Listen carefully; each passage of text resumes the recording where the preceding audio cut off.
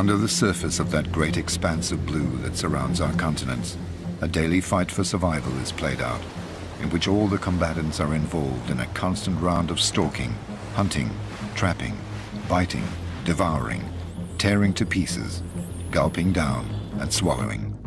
Every creature has its score written in its genes, and this is played out in symphony with those of the others. This symphony, in which all creatures kill and end up being killed, is euphemistically called the food chain.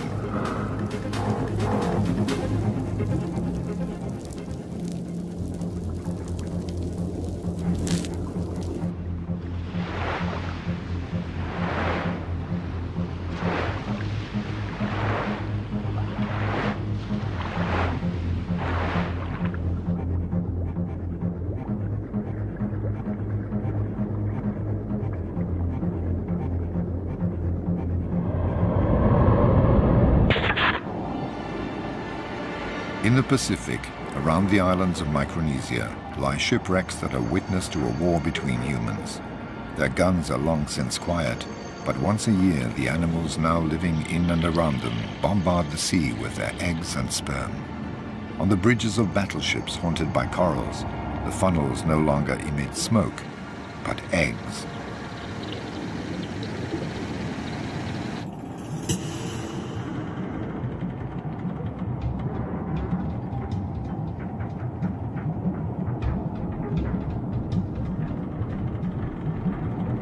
Crown-of-thorns starfish, sea urchins and giant clams, lodged like so many squatters on the wrecks, explode around the time of the spring full moon and release billions of sexual cells which will reproduce when they happen to meet. On the sides of the shell-studded battleships, the fertilized eggs grow, become larvae and mingle with the mass of plankton. There the predators await and swallow them in vast quantities.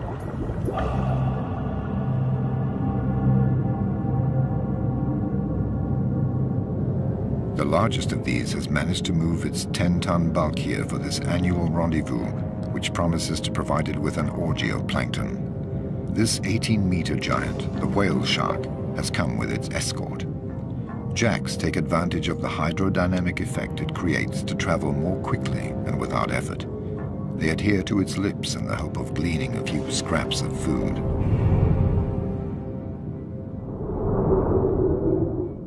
Remoras stick to the whale shark's tail with their suckers. They too are waiting for a few leftovers.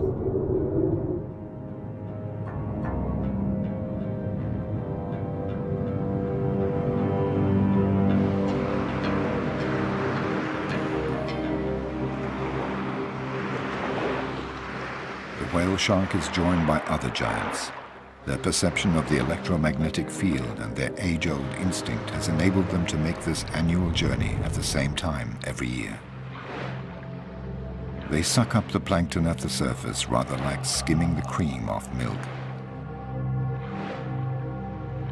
They greedily swallow 2,000 tons of water and plankton per hour. The water is ejected through their gills, which are fitted with filters to trap the food. Despite their 300 rows of minute teeth, they never masticate.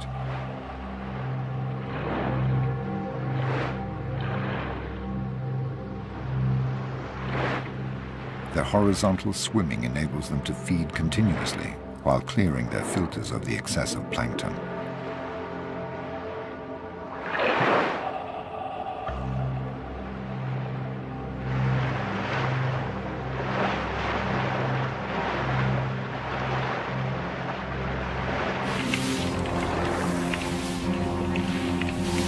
The whale shark does not feed only on eggs and larvae. It also sucks up anything that's small and has fins. Dozens of anchovy, too busy to get out of the way, are gobbled up in a single movement of the lips.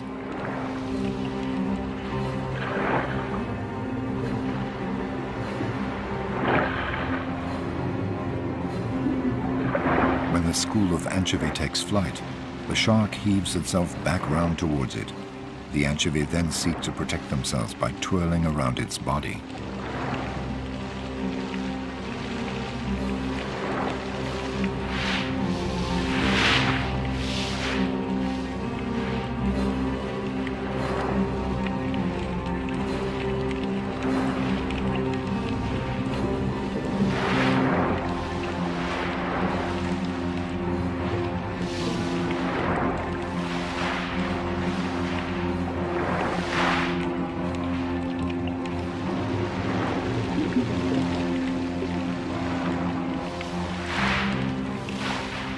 Then the whale shark straightens up vertically, and in this uncomfortable position, herds the anchovy towards the surface, trapping them there so it can snap them up more easily.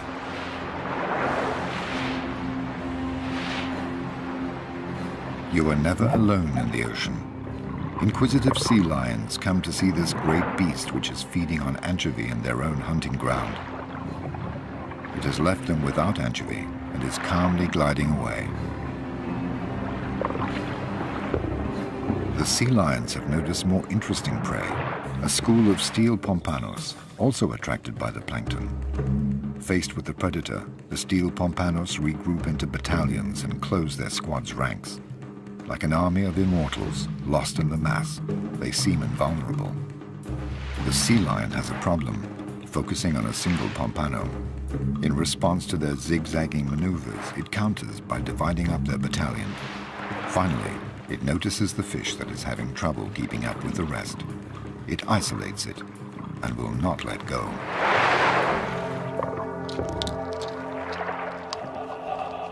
The sea lion, which has no hands to seize its prey or suitable teeth to tear it to pieces, breaks it up by hitting it against the surface of the water.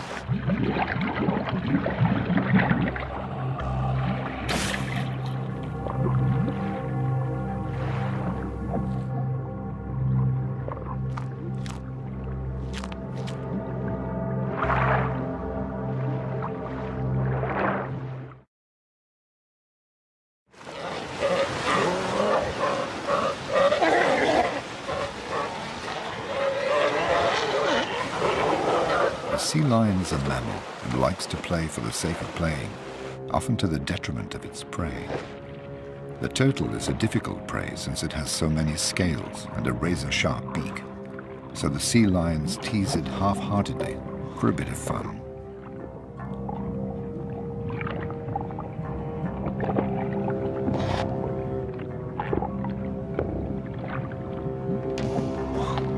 The reptile gets off lightly for the time being.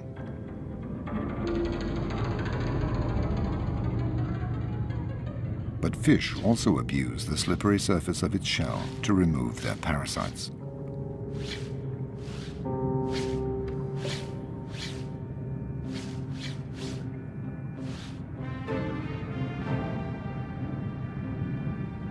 The turtle basically lives on what the reefs offer it, coral.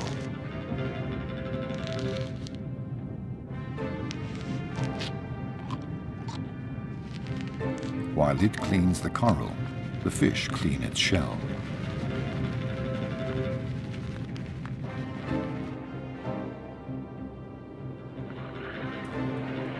The turtle has found its favorite meal, the sea cucumber, a mollusk.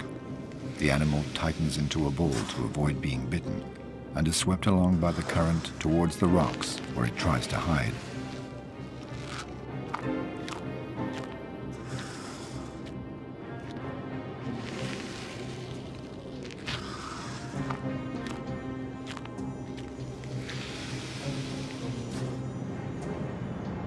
The turtle can migrate thousands of kilometers to feed or to find a mate. Coupling occurs on the surface. It's a procedure that takes time, and the turtles need to breathe.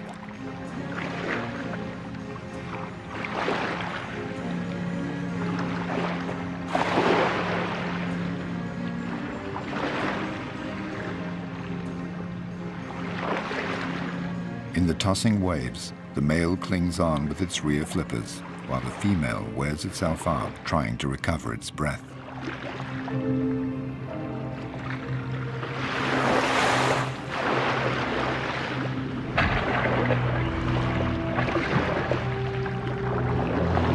The female will cross an entire ocean to lay her eggs. She will face 1,000 predators and will often have to break using her 4 flippers in order to avoid them. But she will always end her life in the mouths of scavenging sharks. At one of the summits of this food pyramid, one solitary predator reigns supreme, the tiger shark, king of the warm waters. Always on the lookout for food, this 6-meter-long predator glides along in coastal waters near oceanic islands. If it fails to find any live prey, This fin dustbin contents itself with picking clean the dead bodies lying among the reefs.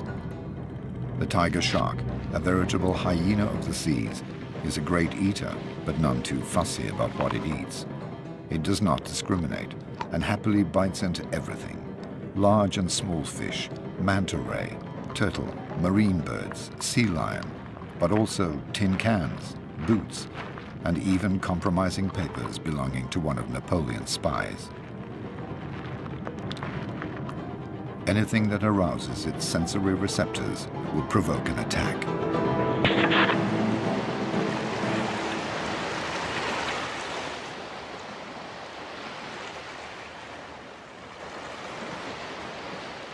The November full moon shines over the Galapagos Islands. Darwin's Island is the gateway to the infinite expanse of the Pacific. 10,000 kilometers of blue, of marine currents, storms, and deadly traps. Every year, during the full moon of November and December, numerous species of fish come together and initiate their love ritual, which ends in sexual debauchery. Male jacks, attracted by the smell of the pheromones released by the females, set about pursuing them, all against one. The males give up their pursuit as soon as the female has laid her eggs, and they have had the chance to fertilize them. Billions of oocytes turn the sea cloudy and attract another giant predator, the manta ray. This cousin of the shark, supported on wings spanning 6 meters, swims through kilometers of schools of pelagic fish busy reproducing.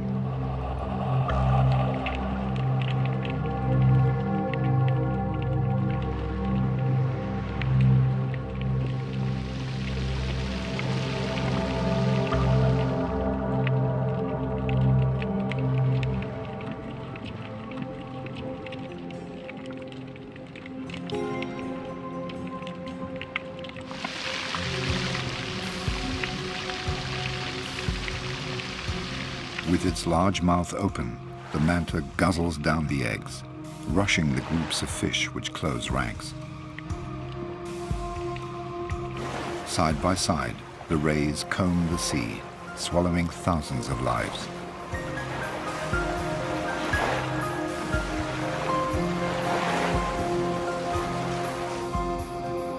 On both sides of its mouth, the manta unrolls the cephalic lobes, which it uses as a spoon to gulp down the plankton.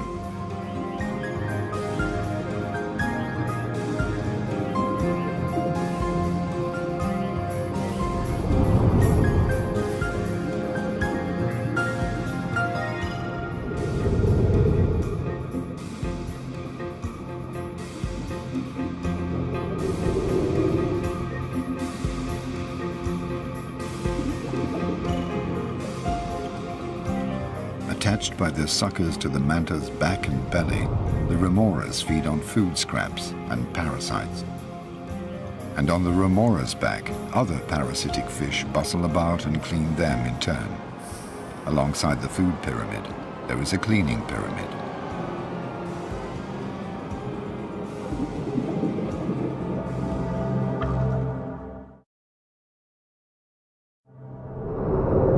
In the undersea world, no creature has hands to clean or scratch itself. So prey and predator spend a lot of time rendering such services to each other. Its meal over, the manta ray has just come to rest over a reef, always the same one, and offers its gaping mouth to the scavenging wrasse, which thoroughly rid it of its parasites.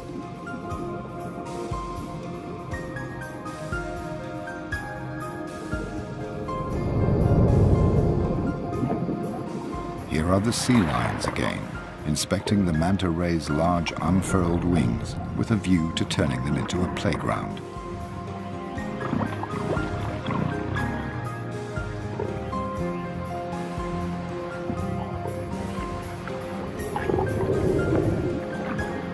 This ballet between mammal and shark has a different meaning for each.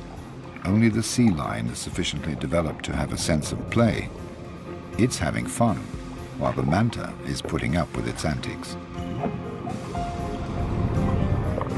The sea lion discovers a new game, surfing.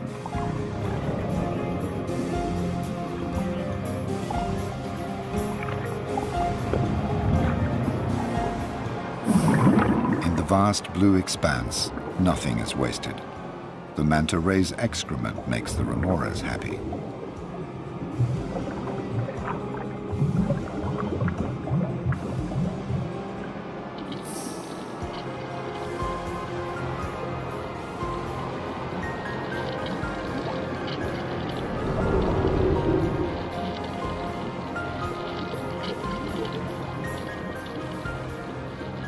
In the sea, everything is recyclable and recycled. The manta ray's scraps are patiently absorbed by the mollusk.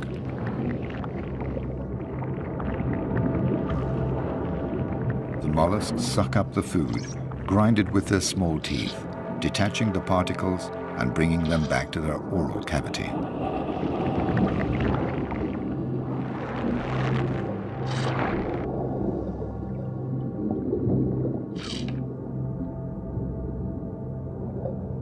All living organisms shut away among the coral, capture, catch, trap and feed on minute particles.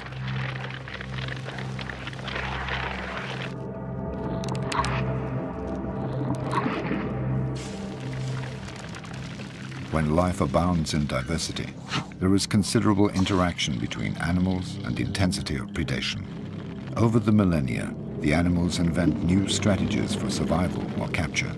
Camouflage is the most sophisticated form, where the creature attempts to blend in with the surroundings on account of its appearance, movements, or color. A crab carries an entire sea urchin in order to hide and to put off its predators. Other monsters lie in wait in the sand and only keep one eye above the surface.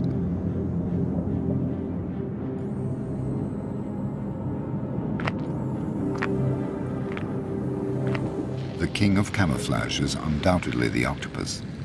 It can change color at any time by simple contraction and relaxation of its pigmented cells, the chromatophores. It confuses its enemy and allows it to swoop down on its prey. Its meter-long tentacles crush the large crab in a few minutes, and then its sharp beak tears it apart.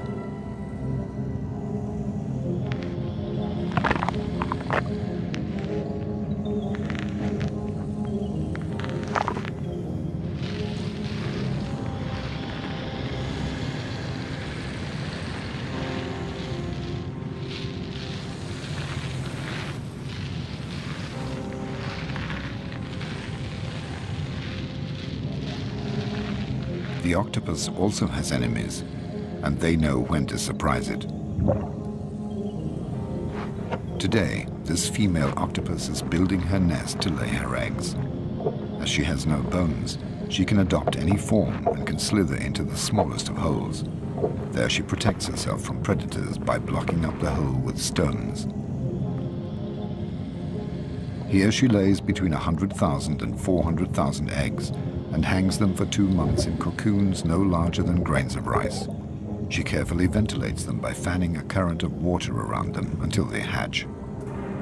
While she's taking care of her future offspring, she stops feeding for 2 months and will therefore die as soon as they are born. But after 30 days, the water has suddenly got colder. This will delay the hatching of the eggs. The female is weakening fast. Will she live long enough to look after her eggs until they hatch? Driven by necessity, she makes the mistake of leaving her den to look for food. Her neighbors, the moray eels, which usually distrust her, sense that the balance of power has changed.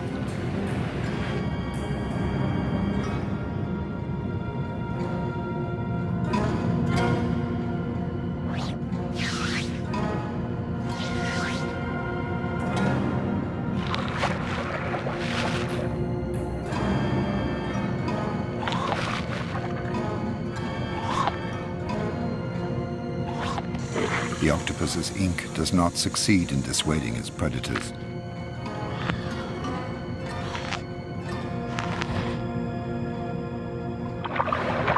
The moray eels do pirouettes, rather like crocodiles do, to tear off meat.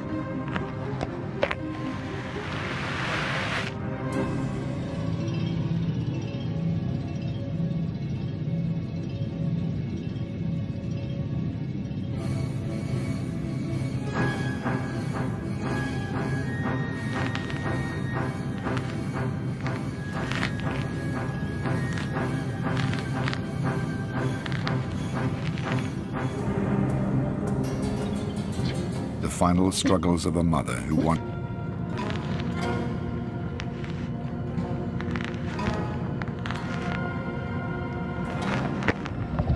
The female dies in one last cloud of ink.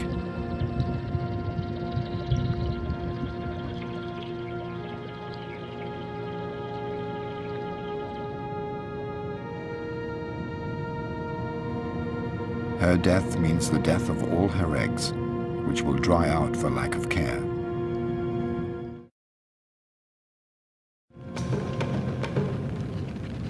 It's the time of the truth, a time when the prey cleans the teeth of the predator, who badly needs it.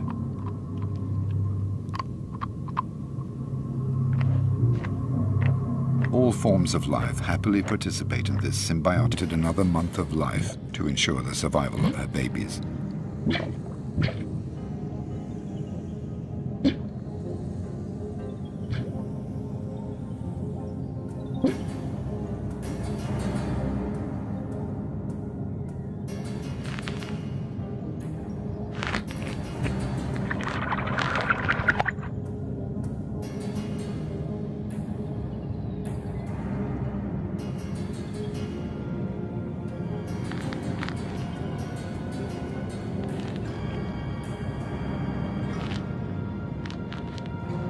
Relationship.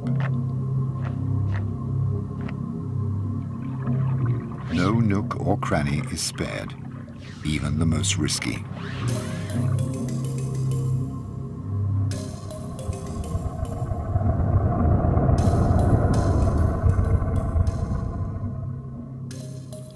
Some fish are more cautious and don't entrust their flanks to others.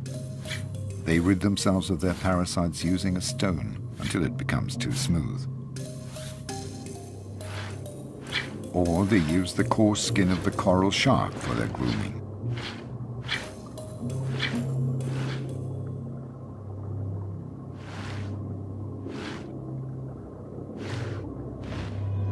The coral shark has a problem. It is not quick and agile enough to catch a healthy fish. It therefore depends on the preparatory work of other fish. These hound an octopus and wound it.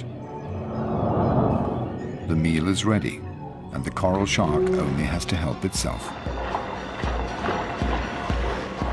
A relationship of service is also established between the coral shark and the jack. The jack sets about hunting. It attacks and wounds an ailing creole fish. The creole fish shelters in a cavity. The whole population of the reef comes rushing in for the kill. But the sharks drive all the other creatures away and fight over the prey. It's every shark for itself. It's a matter of seeing who will be most adept at working its way into the rock crevice.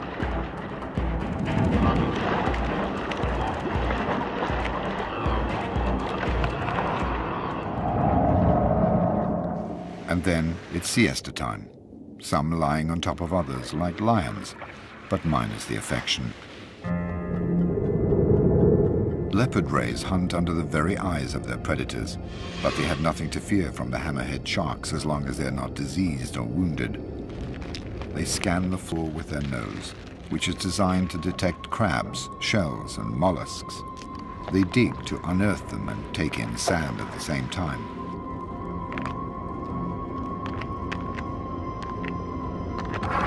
Despite their powerful jaws, they sometimes have difficulty grinding shells that are too thick.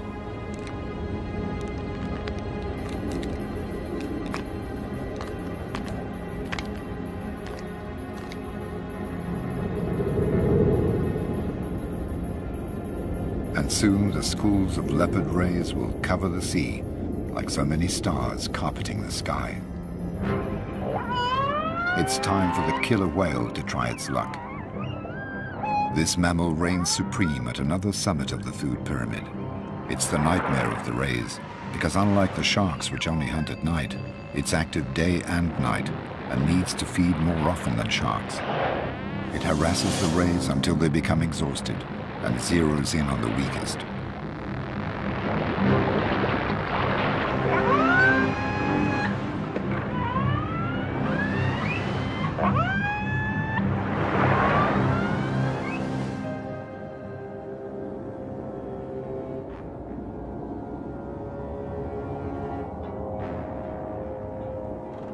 In the deep, night quickly takes hold.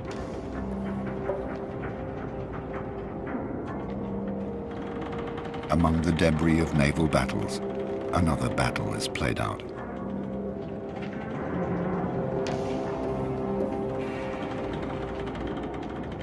Oocytes, plankton and worms in all shapes and forms bustle about, grow and transform. Schools of young sardines begin to come together, gradually forming enormous shoals. An army of cuttlefish moves into line and maneuvers to surprise them.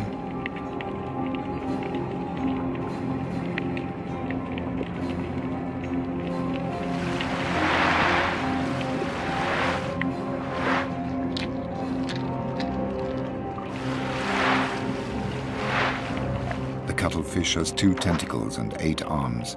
It launches its 2 tentacles like harpoons and stores its prey using the suckers covering its arms.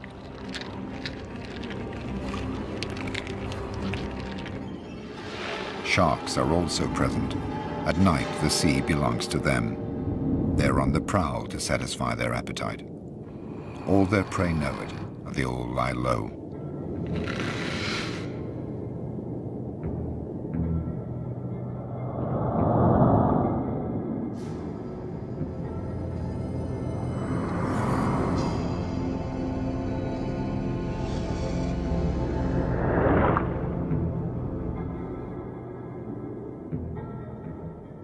Others don't bother to hide, for they are toxic and their stings are poisonous.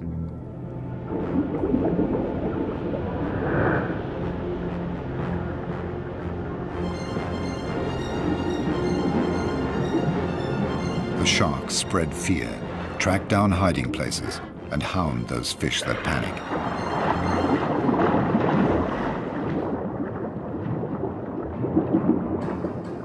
This fish has hidden itself well, but it's disturbed by a lobster. Its movements attract the attention of the pack.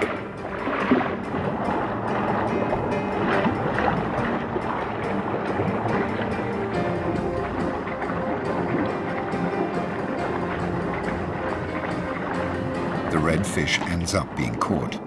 A parrotfish looks for a refuge. Will a mere crevice be enough to protect it from the relentless sharks?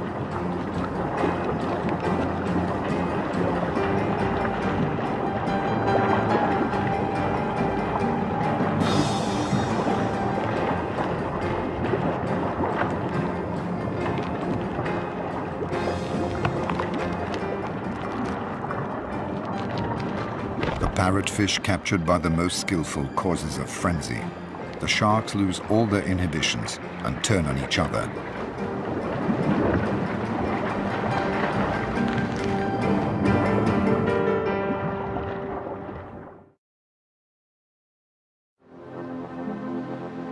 It's along the coasts of Chile and South Africa that the food chain appears in all its splendor. Cold currents trapped between the coasts and the continental shelf travel northwards where they mix with the warm waters. This cold current is rich in plankton and attracts schools of pelagic fish, such as sardines, which use it as their staple diet. Enormous shoals of sardines are formed, covering several hundred kilometers, and are driven by the cold current surging up the coasts toward the warm waters where they will breed.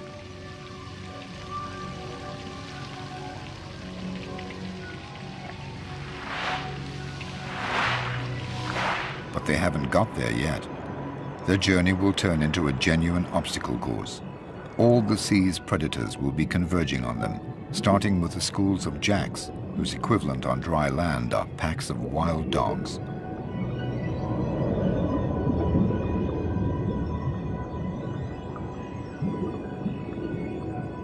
Jacks are very ambitious when they're hungry. Their upper jaw contains an extra row of formidable canine teeth. They depend on their visual acuity, and so can only hunt during the day. The jacks start by forming a wall on one side, then a second wall on the other side. They channel the long ribbon of sardines, pushing the shoal to make it more compact. Then they divide it into sections.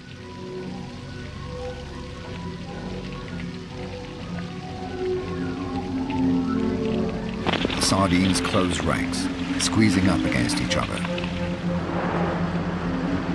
Finally, the jacks isolate a group, pursue it, and drive it towards the surface. Then they proceed to attack.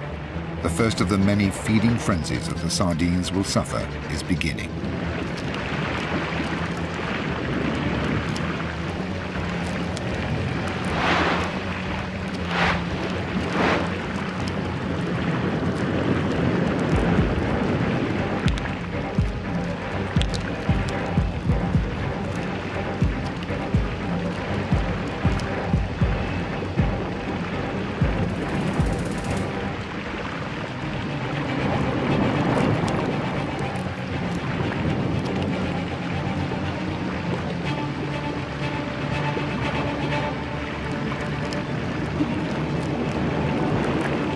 The sea is suddenly awash with millions of scales and pieces of flesh. These attract manta rays, which devour the particles.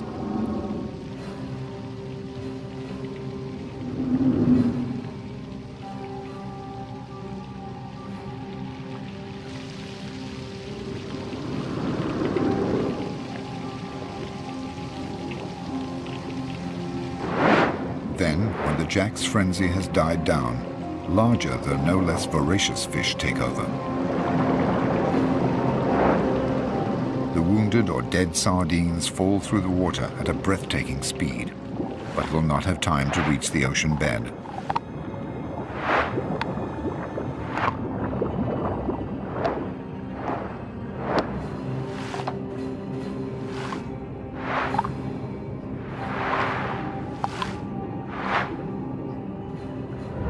Finally, black-tipped sharks, as always, gather up the remains of the work of others.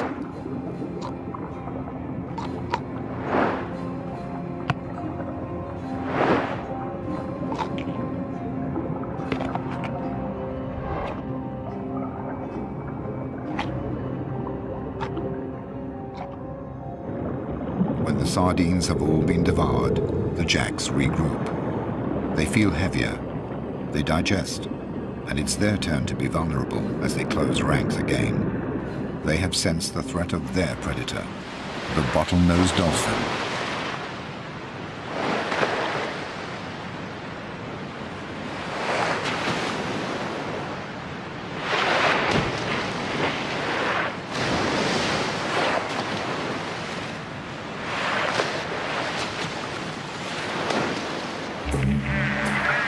The dolphin is guided by sound. It sends sound signals which hit the fish and bounce back to its lower jaw in the form of images. Once it has seen a jack that is weaker than the others, it doesn't let it go. The jacks have no other defense but to scatter.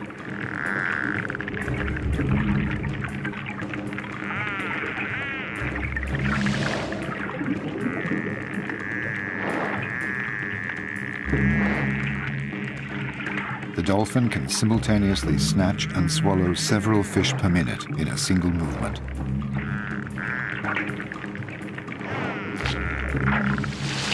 After 6 minutes, the bottlenose dolphin has to return to the surface to breathe.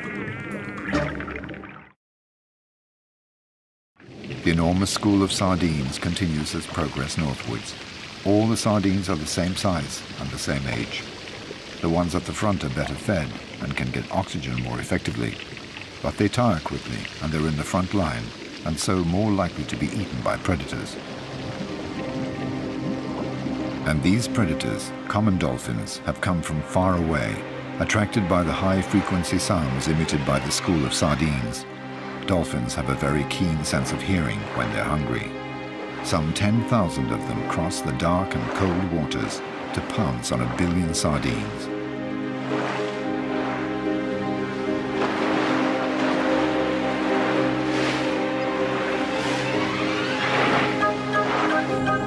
They're all there, the females with their young pressed against their belly, supervised by groups of male guardians.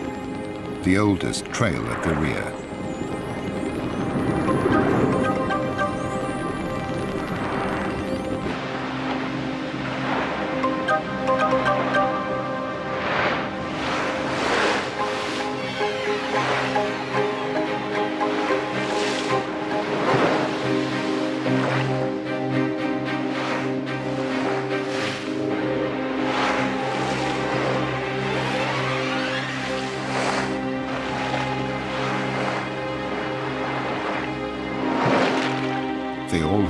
voracious appetite. They communicate their enthusiasm and fine-tune their hunting strategy. The well-organized dolphins dive under the shoal of sardines and push it up towards the surface. All they have to do now is open their mouths and help themselves.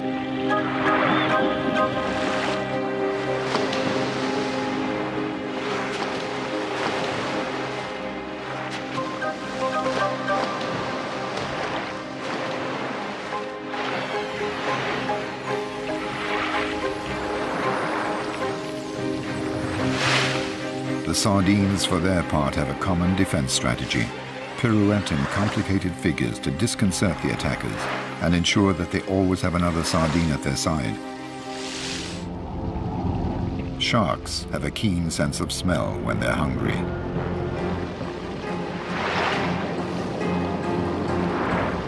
Unlike dolphins, sharks don't live in a cohesive social structure. It's every shark for itself.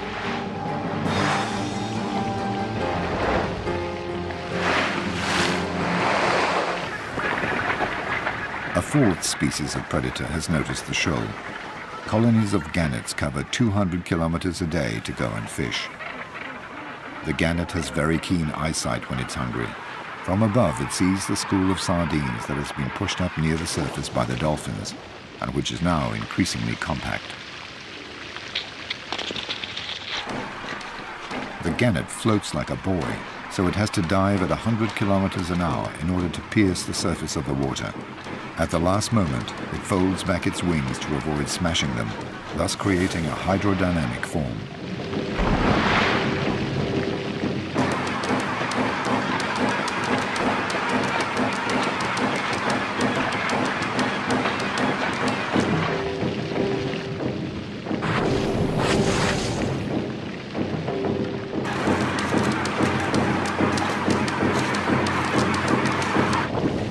Gannets dive in successive waves, up to 30 meters deep. Sometimes the shoal manages to place itself beyond the reach of the birds' beaks, and the gannets tire.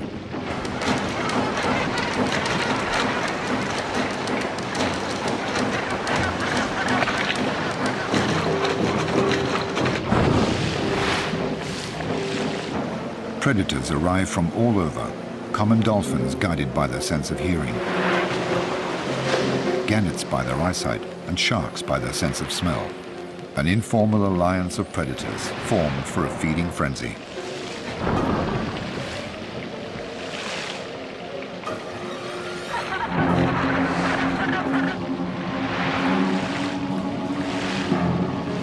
And soon the greatest predator will make its presence felt: the bride whale.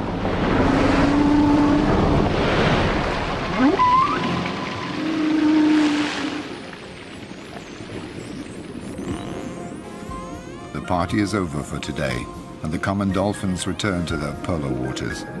They express their contentment, sharing their excitement, and regaling their young with lengthy tales of the hunting adventure. For the young are there too. They have not taken part in the hunt, but they have observed it, hidden beneath the belly of the adult females. The females took it in turns to dissuade the sharks from coming near until they had all eaten their fill. The school of sardines, despite its losses, continues northwards and approaches the coast. It passes alongside a cliff where a sixth predator perches: the frigate bird, with its 2-meter wingspan. The king of the gliders is also king of the cowards. Unlike the gannet, the frigate bird does not secrete enough oil to protect its wings, so if its wings become wet, it sinks. It has therefore adapted its hunting method to its handicap.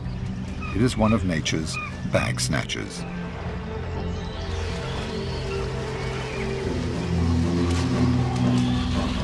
Under the water, the sharks jam an isolated school of sardines up against the surface to finish it off.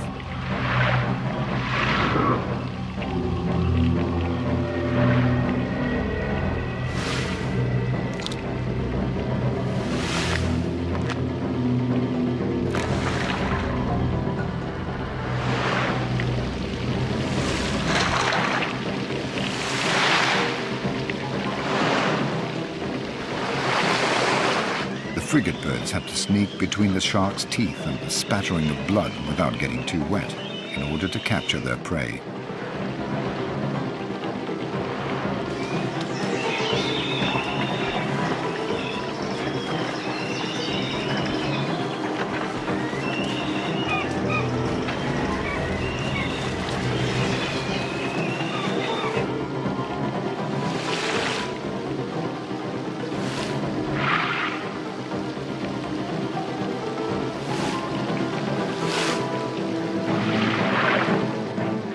When one of the frigate birds captures a sardine, all the others hurl themselves onto it to get their share.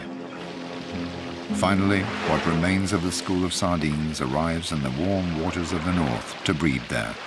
For many of the older sardines that have already made the journey often, this will be the last one, because the food chain is dominated by one supreme, invisible predator, Homo sapiens.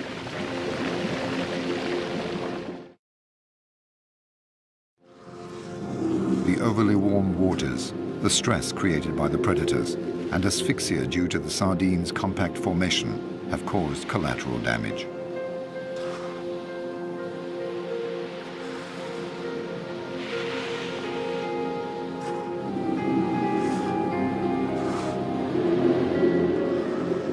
Carried along by the current, they will not go far because refuse collectors are following their tracks.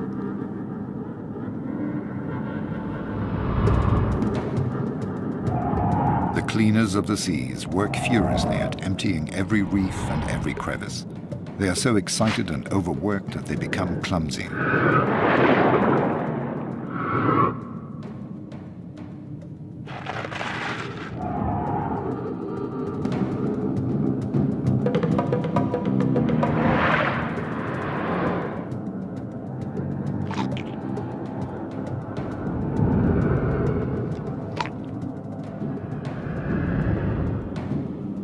Everything is cleaned. Thanks to the sharks, the sea will always be clean.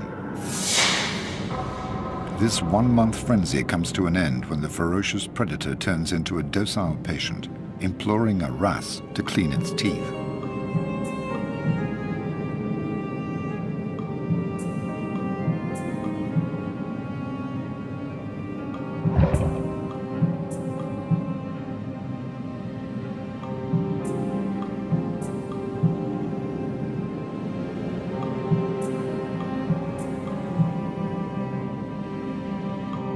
Its body is so tense above the reef that it forgets to swim and risks sinking.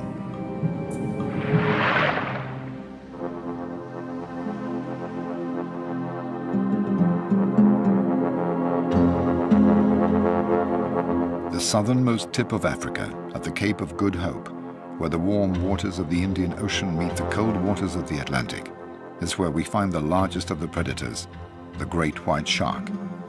It lords it over a large area containing a dozen colonies of sea lions, its favorite prey.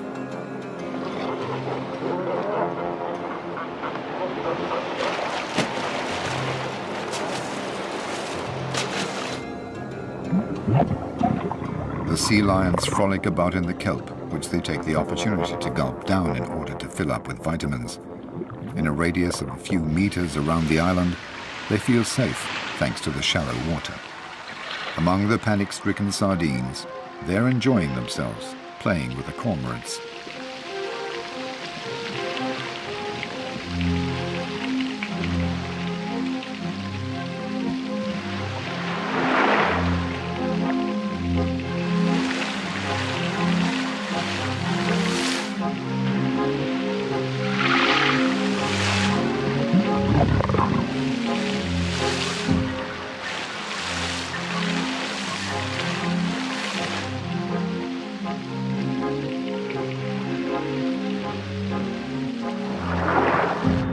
A few meters away, the great white sharks are patrolling, waiting for a sea lion to get carried away with the game and make a mistake.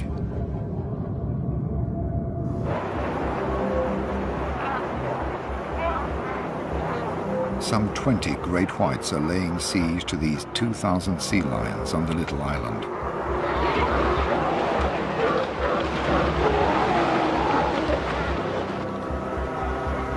The island is a fortress surrounded by a circle of death.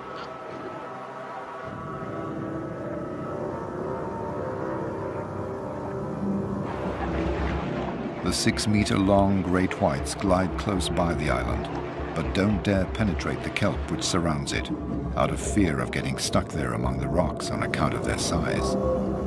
This predator and its prey have swum face to face for thousands of years.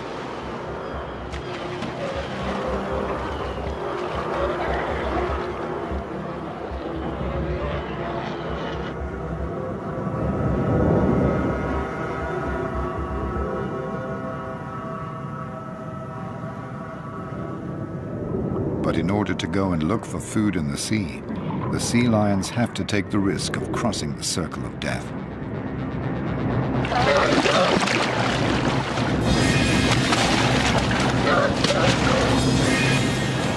The sea lion is knocked about, but as happens every so often, it manages to escape thanks to its agility.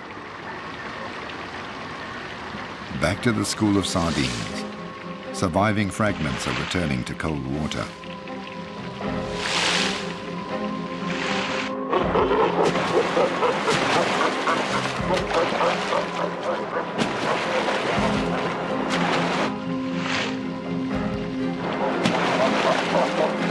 Bronze sharks, natural predators of the sea lions, join them but don't pay them any attention. But the sea lions make sure they keep behind the sharks, even nibbling at their tails by way of teasing. Now they have to cross the circle of death again to get back to their island. It's evening, the time when birds migrate and the great white shark is at its most active.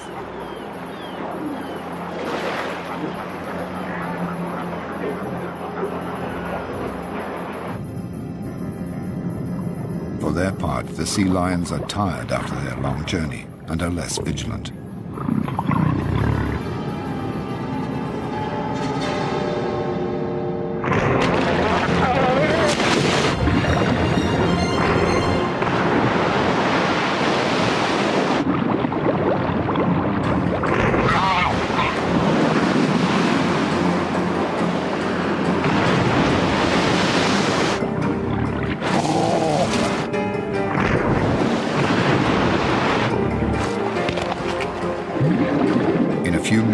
The sea has turned blood red, and the great white sharks, the summit of the food pyramid, have killed the weakest, the most absent-minded, and the most hesitant.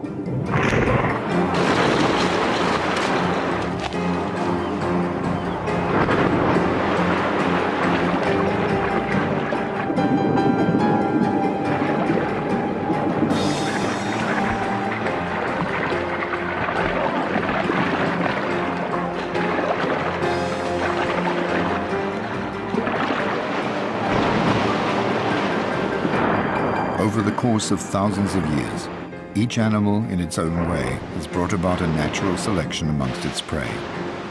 It has enabled its species to reproduce only its best elements in order to survive, evolve, adapt, and become stronger. In the sea, as on land, failure to adapt leads to extinction.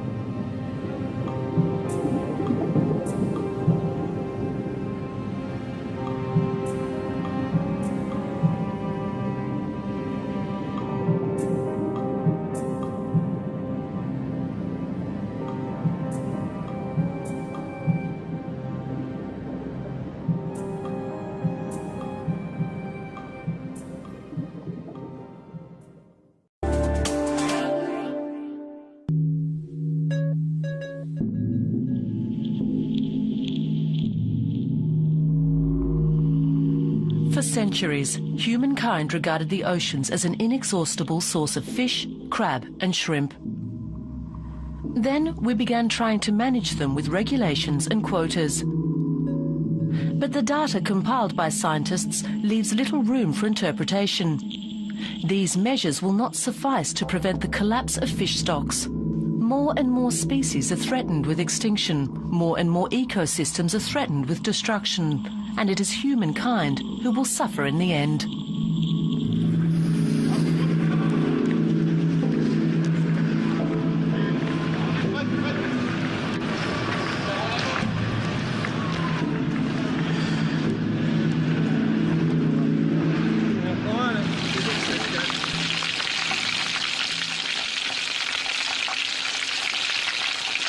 Fish is a valuable source of nutrition, rich in protein, healthy fats, vitamins and iodine.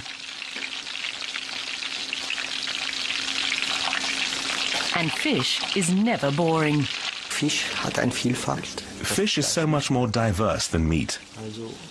You can serve it with cream sauce or with butter sauce. You can poach it with lemon, cook it with fat or without. You can practically cook it any way you like. Fisch ist dankbar für jede Zubereitung. Of the 16,764 species of fish in our oceans, humankind uses several thousand for food. For more than 1 billion people, fish is the most important source of animal protein. Fisch ist ein Produkt. Fish is a pure